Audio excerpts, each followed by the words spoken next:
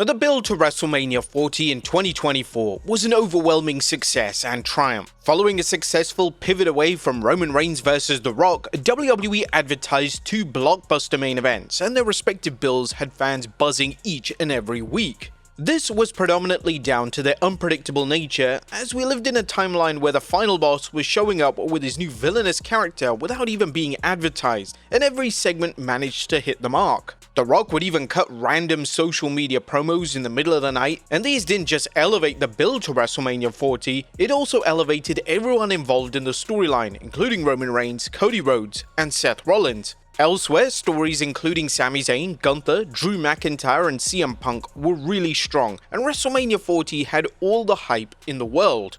Upon comparing the build to WrestleMania 40 to the build to WrestleMania 41 in 2025, something has clearly gone wrong.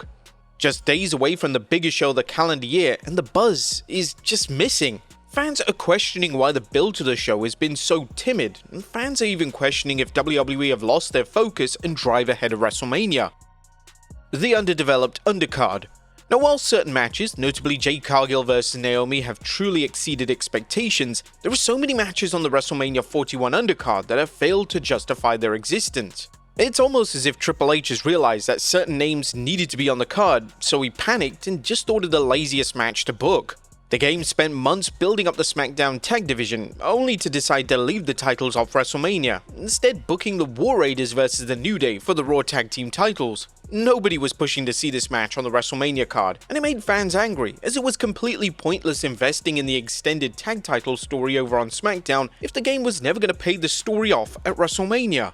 Additionally, both new women's mid-card titles aren't even on the show. Chelsea Green is without a match in any capacity, whilst Lyra Valkyria is competing for the tag titles. This is a terrible look for the two new titles, and it was even reported that it was pitched that Green would be the host of WrestleMania 41, but that was shot down.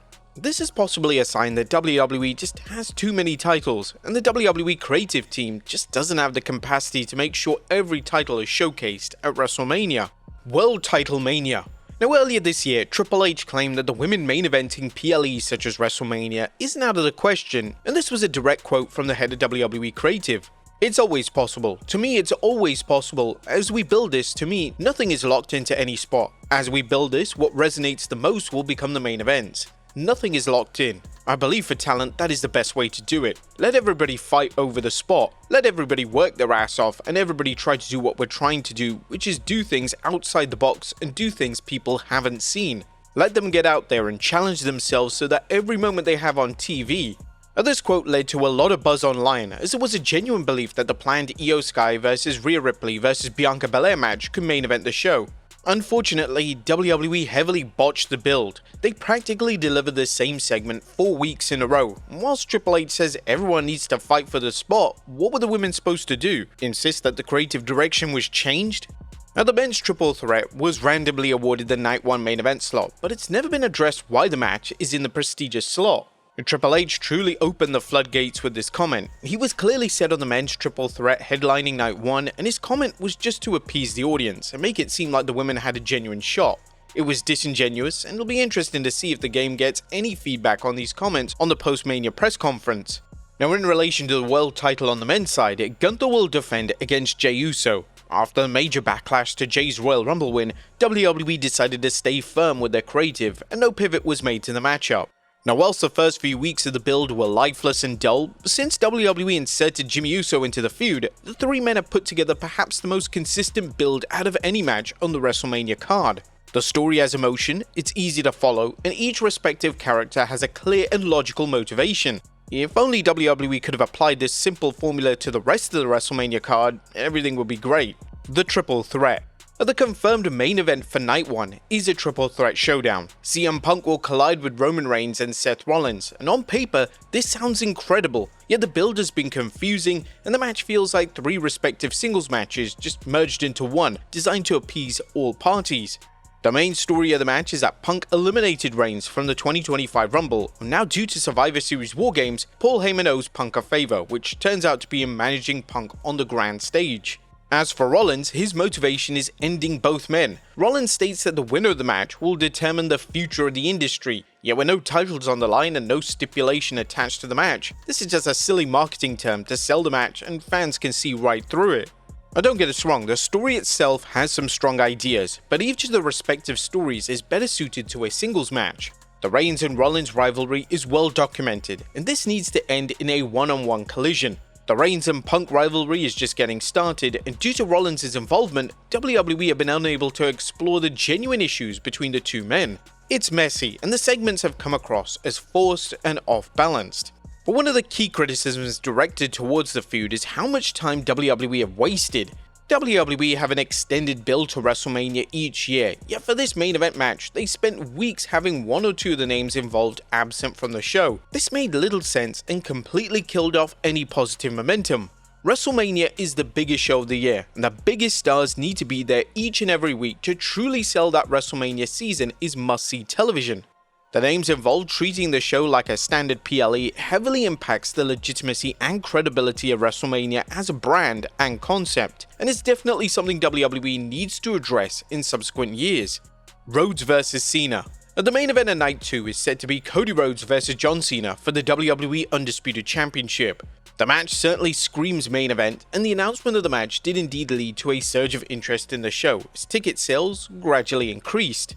WWE took the build to the match to the very next level with an unexpected Cena heel turn, and whilst unexpected, a lot of the elements of Cena's heel turn have been called out by fans. Cena explained in two promos at the start of the build that he was breaking up with the audience. His motivation seemed less focused on Rhodes and the WWE title and more on the disgruntled fans of yesteryear. Whilst this could have worked extremely well a decade prior, it's been a long time since Cena was actually booed.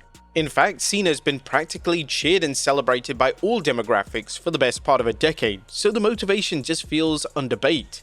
But when Cena embarked on his heel turn, he would sell his soul to The Rock, and fans were eagerly anticipating The Rock showing up to address this, yet as things stand, the final boss hasn't made a single TV appearance in the WrestleMania build. The relationship between Cena and The Rock has only been alluded to one single time on television, and it was quickly moved on from. Why were WWE outright refusing to address what the extent of the relationship between the two men is? What does selling your soul actually mean? How is Cena benefiting from The Rock's help? It makes zero sense, and this entire heel turn could have been easily done without The Rock's involvement at all. It feels like for the majority of the build to WrestleMania, fans have just been eagerly anticipating The Rock randomly showing up on TV, but it's quickly dawned on the audience that we're not in 2024 anymore and The Rock clearly isn't available.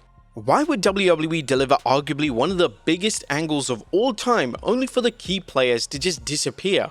Fans are theorizing that The Rock will be at WrestleMania 41.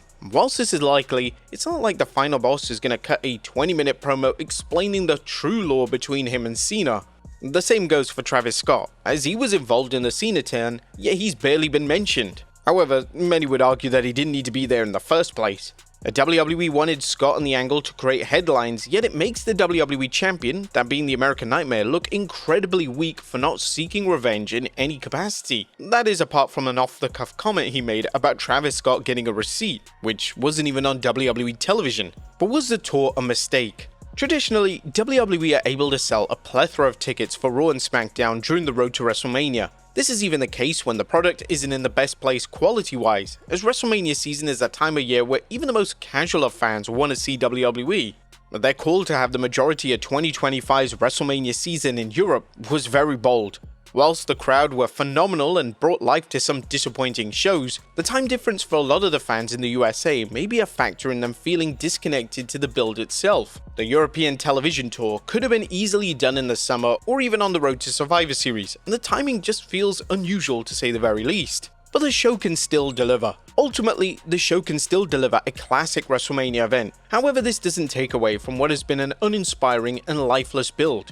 They went all out for WrestleMania 40 each week on television, yet the build to WrestleMania 41 has been at a SummerSlam level at best. There's an argument to be made that if the actual show delivers, then the build will be forgotten. Whilst this is somewhat true, as in past decade, WrestleMania 31 had a truly horrible build, yet the show was legendary and nobody ever talks about the build.